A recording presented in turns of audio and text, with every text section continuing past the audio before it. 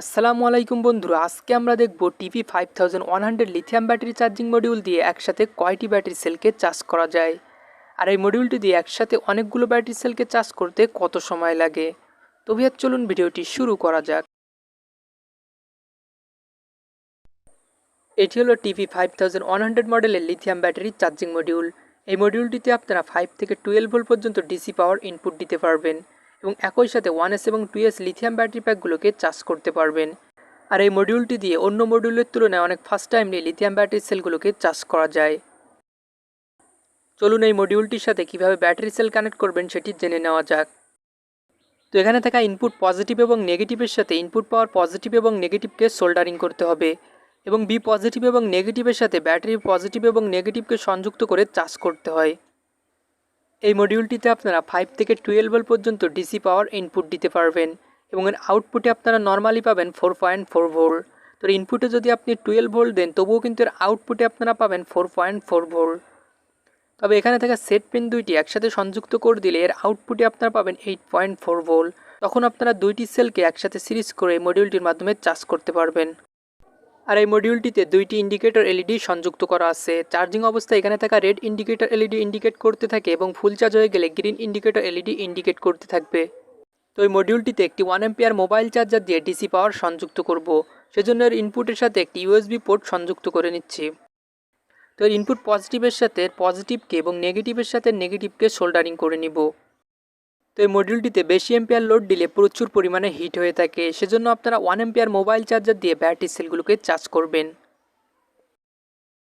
তো এখন আমরা 3.7 ভোল্টের লিথিয়াম ব্যাটারি সেলটিকে এই মডিউলটির মাধ্যমে চার্জ করব।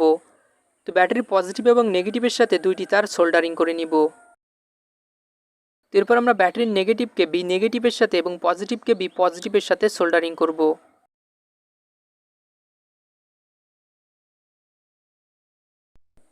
তো এই ব্যাটারি সেলটি চার্জ করার পূর্বে আমরা যদি এর ভোল্ট পরিমাপ করি তো দেখতে পাচ্ছেন এখানে আমরা পাচ্ছি 2.764 এবং এই মডিউলটির আউটপুটে আমরা পাচ্ছি 4.4 ভোল্ট, কিন্তু এর ইনপুটে আমরা দিচ্ছি 5.5 ভোল্ট।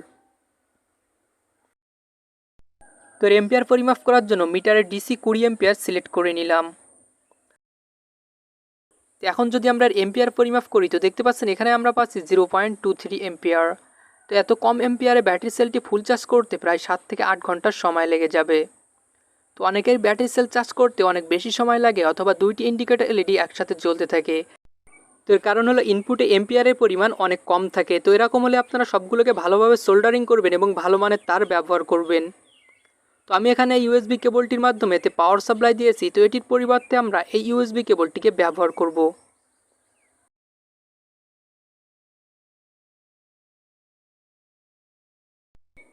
তো এখন যদি আমরা এর এম্পিয়ার পরিমাপ করি তো দেখতে পাচ্ছেন এখানে আমরা পাচ্ছি 1.36 এম্পিয়ার।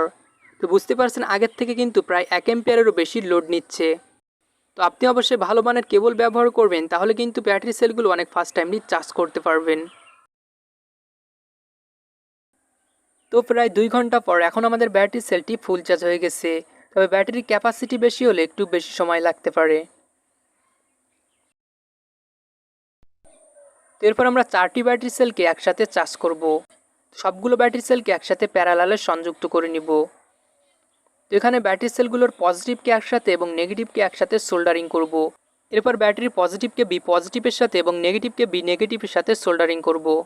তো আমি সবগুলো ব্যাটারি সেলকে একসাথে সোল্ডারিং করে নিলাম। তো সবার কাছে 12 ভোল্টের চার্জার অ্যাভেলেবল না থাকায় আমি এই ব্যাটারি সেলগুলোকে 5 ভোল্টের মোবাইলের চার্জার দিয়ে চার্জ করছি। তো আপনি চাইলে 12 ভোল্টের চার্জার দিয়ে ওই ব্যাটারি সেলগুলোকে চার্জ করতে পারেন। সেক্ষেত্রে একটি সিঙ্গেল সেল অথবা দুইটি সেলকে একসাথে সিরিজ করে এই মডিউলটির মাধ্যমে চার্জ করতে পারবেন। তবে দুইটি সেলকে একসাথে সিরিজ করে চার্জ করতে হলে অবশ্যই এখানে থাকা সেট পিন দুইটি একসাথে সংযুক্ত করে নিতে হবে। আর এই মডিউলটিতে বেশি এম্পিয়ার লোড দিলে সামান্য হিট হতে পারে, সেক্ষেত্রে আপনার একটি হিট সিঙ্ক অথবা একটি কুলিং ফ্যান সংযুক্ত করতে পারেন। তো প্রায় 4 ঘন্টা চার্জ করার পর এখন আমাদের ব্যাটারি সেলগুলো ফুল চার্জ হয়ে গেছে এবং এই মডিউলটিতে এখন গ্রিন ইন্ডিকেটর এলইডি ইন্ডিকেট করছে। তো অনেকগুলো ব্যাটারি সেল হয় ফুল চার্জ হতে অনেক বেশি সময় লাগছে। যদিও এই মডিউলটি দিয়ে একসাথে 4টি ব্যাটারি সেলকে চার্জ করা যায়, তবুও আমি সাজেস্ট করব আপনারা 2টির বেশি সেল চার্জ করবেন না। আর যদি 4টি সেলকে একসাথে চার্জ করতে হয় তাহলে 2টি করে ব্যাটারি সেল সিরিজ করে এর মাধ্যমে চার্জ করতে পারবেন। তবে সেজন্য ইনপুটে 12 ভোল্ট ডিসি পাওয়ার সংযুক্ত করতে হবে এবং এখানে সেট পিন দুইটি একসাথে সংযুক্ত করে নিতে হবে। আর এই মডিউলটির মাধ্যমে আপনারা 2S ব্যাটারি সেলগুলোকেও চার্জ করতে পারবেন। তো বন্ধুরা, ভিডিওটি ভালো লাগলে অবশ্যই একটি লাইক করবেন, আর এরকম নতুন নতুন ভিডিও পেতে চাইলে চ্যানেলটি সাবস্ক্রাইব করে পাশে থাকা বেল আইকন অল প্রেস করে দিবেন। তবে সকলে ভালো থাকবেন, সুস্থ থাকবেন এবং সাথেই থাকবেন।